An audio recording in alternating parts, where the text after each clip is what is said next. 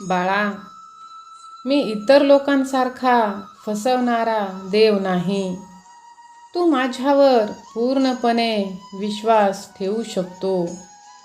मी तुला निराश करणार नाही आणि तुला एकटाही मी सोडणार नाहीये.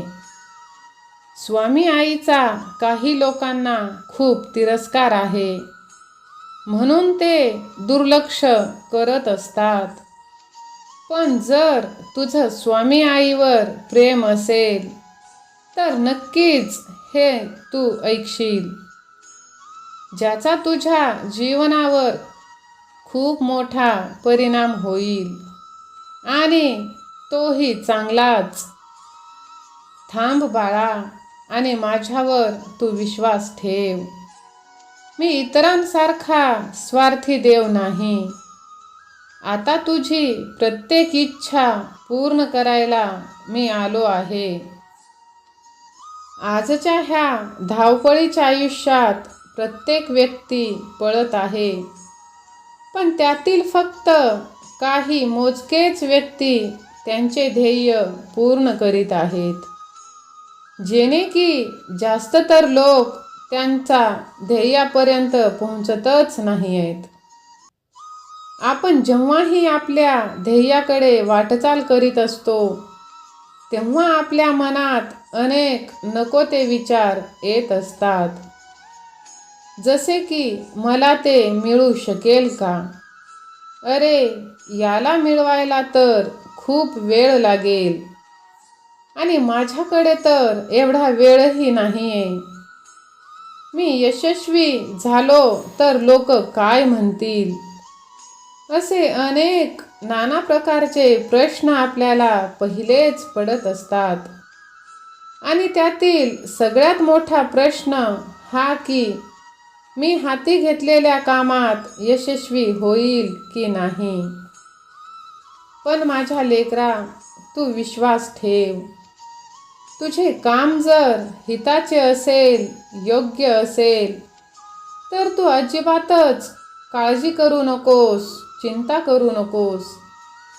कारण माझी साथ तुला कायमच मिळणार आहे. तू आमचा प्रिय भक्त आहेस. आमच्यावर तुझा पूर्ण विश्वास असू दे. तुझ्या मनातील ही भीती तू काढून टाक आणि तुझ्या कामावर तू लक्ष केंद्रित कर. लोक काय म्हणतील ह्याचा विचार जर का तू करत बसशील तर तुझ्या जीवनात तू कधीच यशस्वी होऊ शकणार नाहीस बाळा. होय बाळा, आम्ही खरेच सांगतोय. लोकांकडे पूर्णतः दुर्लक्ष करून तू आपल्या ध्येयावर फोकस कर आणि मन लावून जिद्दीने तू प्रयत्न कर. बघ, तुला वाटत असलेली भीती निघून नक्कीच जाईल आणि तू तुझ्या आयुष्यात सफल आणि यशस्वी सुद्धा होशील. तू हाती घेतलेले प्रत्येक काम मार्गी लागतील. बाळा, तुला खूप त्रास होत आहे, भीती, एकटेपणा वाटते आहे, पण भिवू नकोस.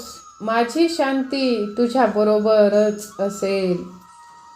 माझे वैभव आज रात्रीच तुझ्या जीवनात दिसेल बाळा.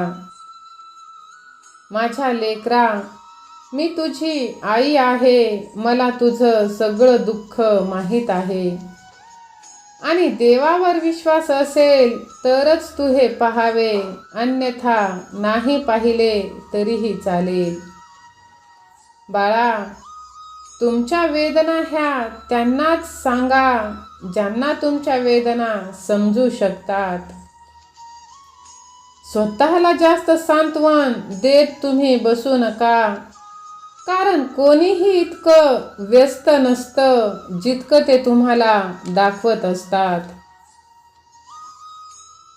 आयुष्यातील अनुभवाने एक गोष्ट मात्र शिकवली आहे की सगळ्यात खोल जखम ही आपल्याच जवळच्या कोणीतरीने दिलेली आहे. बाळा, नेहमी आपलेच आपल्याला शिकवतात की कोणीच आपला नाही. म्हणून तू आपला असो वा परका कोणावरच विश्वास ठेवू नकोस. बाळा, तू कितीही चांगला बन तरीही तुला लोक नावेच ठेवतील. तेव्हा तू लोक काय म्हणतील याचा विचार करू नकोस. अरे, लोकही नाव ठेवायलाच येतात, पोसायला नाहीत. यामुळे बाळा, तू आपले विचार चांगले ठेव आणि सत्कर्म करीत राहा. आपला स्वतःवर जर विश्वास असेल तर अशक्य असे काहीच नाही. देव म्हणतात, बाळा, अरे खूप लांब जावं लागतं फक्त हे पाहण्यासाठी की आपल्या जवळ कोण आहे. बाळा, वेळ तुमचा आहे. वाटलं तर त्याचं सोनं बनव, नाहीतर हे आयुष्य तू असंच घालव. वेळ ही हालात बघून बदलते आणि आपले वेळ बघून बदलत असतात. त्यामुळे बाळा, तू कोणावरही अवलंबून विसंबून राहू नकोस. कोणालाही आपलं मानू नकोस. अरे, सगळेच संधी साधणारे असतात. तुम्ही पण आता थोडासा स्वार्थी बना आणि स्वतःचा विचार करा. कितीही दुसऱ्यासाठी केले तरी ते समाधानी होत नाहीत बाळा. आपल्याकडील त्यांच्या अपेक्षा ह्या वाढतच जातात आणि जर तू त्यांच्याच अपेक्षा पूर्ण करीत राहिलास तर तुझी स्वप्ने तू केव्हा पूर्ण करणार. बाळा, विश्वास ठेव, आता मी तुझ्या आयुष्यात आलो आहे. तुझी प्रत्येक स्वप्ने मी आता सत्यात उतरवणार आहे. अरे, जिथे देव येतात तिथली संकटेही पळून जात असतात. होय बाळा, देवांची शक्ती ही अफाट प्रमाणात आहे. तू आजकाल या देवांच्या शक्तीला अनुभवत आहेस, कारण तू यावेळेस भक्तीत इतका रंगला आहेस. माझ्याविषयीचे तुझे ध्यान नामस्मरणही खूप वाढले आहे. बाळा, तू आमच्यावरती विश्वास ठेव. आता तू खूप जास्त काळ कठीण काळात घालवला आहेस. त्याही वेळेला मी तुझ्या सोबतच होतो बाळा. तुझ्या कर्माचे भोग आता संपत आले आहेत. तू त्या कठीण काळातही, त्या प्रसंगातही तू माझे ध्यान केलेस, माझे नामस्मरण केले. मी तुझी साथ दिलेली आहे रे लेकरा, तेव्हाच तू आता इथपर्यंत आलेला आहेस. होय बाळा, विश्वास ठेव. सहमत असाल तर लगेच व्हिडिओला लाईक करून ह्या भक्तिमय चॅनलला सबस्क्राईब करा.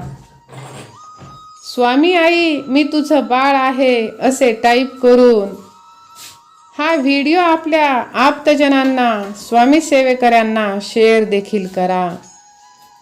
सतत माऊलींच्या नामस्मरणात रहा. श्री स्वामी समर्थ.